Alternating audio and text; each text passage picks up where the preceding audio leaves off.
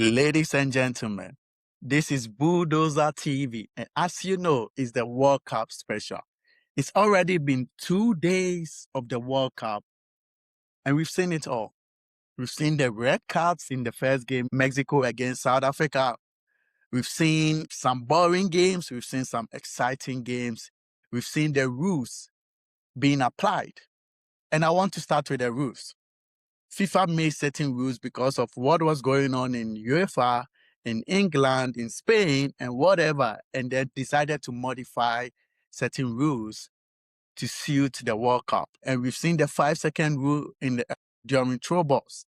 The moment there is a throw-in, the referee raises his hands and starts to count 5 seconds.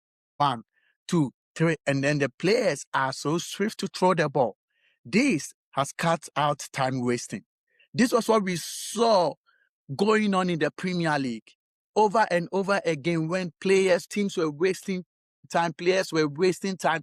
It takes some teams a whole 90 minutes to throw a ball. It was so boring to watch, but then FIFA saw it as this was wasting time. This wasn't a fair play because when you are winning and you could waste time through a throwing, you keep on doing it. So what did he do? The 5-second rule. If you do not throw the ball within that 5 seconds, you lose your throw-in to the opposition team. It's the same with corner kicks. It's the same with goal kicks. With goal kicks, if the keeper doesn't play the ball within 8-second rule, what happens is that the opposition gets a corner. And now this has reduced significantly time wasting in the game. It has reduced time wasting in the game, and kudos to FIFA for realizing this and putting this into play. These rules have made the game so exciting and time wasting has been cut out. Another rule that I saw when I was watching the United States of America's game against Paraguay was a simulation that led to a player getting a yellow card was reversed because VAR came into play. This is a very good rule because the defender, Tim Room, made a tackle, but then didn't even touch Almiron, the Paraguay player. But Almiron dived. In real time, you would have thought Tim Room really tackled Almiron, really made a contact with Almiron, but he didn't, and Almiron dived. And Almiron got a free kick and then a yellow card to Tim Room. But then VAR reviewed it, and what happened? Mistaken identity. That was what was adjudged. It was a mistaken identity. So Almiron rather got a yellow card, and Tim Room's yellow card was revoked. A free kick for United States. This is good news. This is a great rule because Tim Room is a defender. So imagine he had gotten a first yellow card that shouldn't have been a yellow card. He would have been playing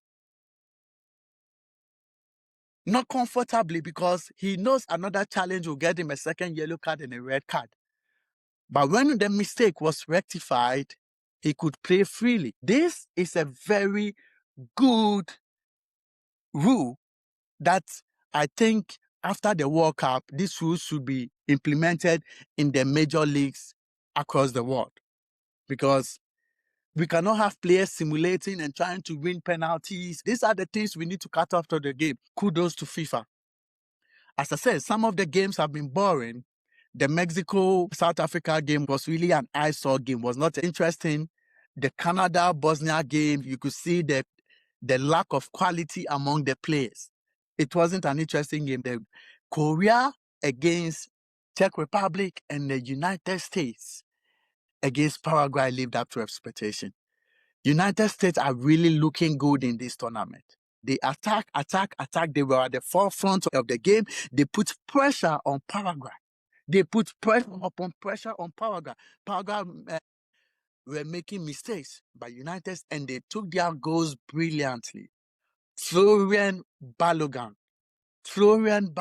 what a game he had yesterday. The defenders couldn't get close to him. The fourth goal from Gio Reyna was really top-notch. Yes, the World Cup has had its issues, and we cannot say that it has been the perfect World Cup. But, as the games comes in thick and fast, Qatar versus Switzerland should walk over. Qatar, If Switzerland doesn't beat Qatar, Switzerland is useless. Brazil versus Morocco, which is the biggest game so far. 7th and 8th on the FIFA ratings. This would be one of the best games. Brazil is not the Brazil of the old. Morocco is one or two of the African countries in terms of players and in terms of how good they are. This should be a great game, and I'm looking forward to it. Haiti, Scotland. Scotland should walk over Haiti. And Australia, Turkey. That is going to be a good game, but I think Turkey should have enough to beat Australia. Let's also talk about the negatives of the World Cup. A FIFA referee from Somalia not being allowed entry into the United States. Ghana midfielder Thomas Partey, he has a case pending. He has been accused of sexual assault but has not been charged of sexual assault. Canada have their immigration rules, and based on their immigration rules, they have the right. But this is what I have to say. You know, the World Cup is a World Cup where you bring qualified teams together, qualified countries together, no matter where they are. Once they qualify for the World Cup, they have the legitimate right to play the World Cup. So if a country has rules and regulations, in my opinion, those who make the World Cup, the playing body, the referees, whatever, those who are the forefront of the World Cup, because the World Cup is about the countries that are playing, the teams that are playing, the officiating team. Those people are important to the beautiful game. And there has to be waivers for them. There has to be waivers for them. Because you cannot have a World Cup where like the best players are being said because they had an issue and they've not been charged, they cannot play the World Cup. What is the essence of rule of law?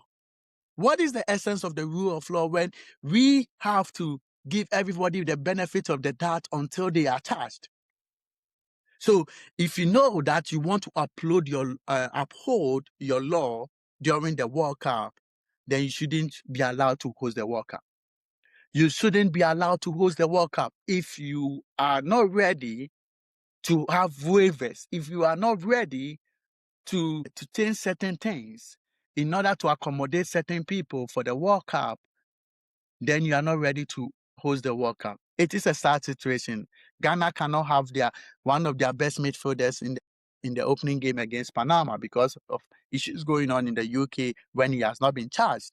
Somalian referee cannot officiate the game because US declared him as having a relation with terrorist organizations. This has really tainted the World Cup, including the exorbitant amount of ticket prices that are being charged and pricing out the poor, the real football lovers. So, yes, we know the rates are going to go to the games, but those who make the games fun. We saw what happened in Mexico where the fans came together. You saw this is the spirit of the World Cup. The World Cup is the only tournament brings the world together. And we need to uphold its sanity and its sanctity. We need to uphold it instead of dividing us. The World Cup is the only time where everybody comes together, no matter where they come from. And we need to uphold that. As you know, Bulldozer TV, we are going to bring you the updates, the post-match analysis, the predictions. So keep up here. And whatever goes on in the World Cup, you are going to hear it first on Bulldozer TV. Until then, cheers.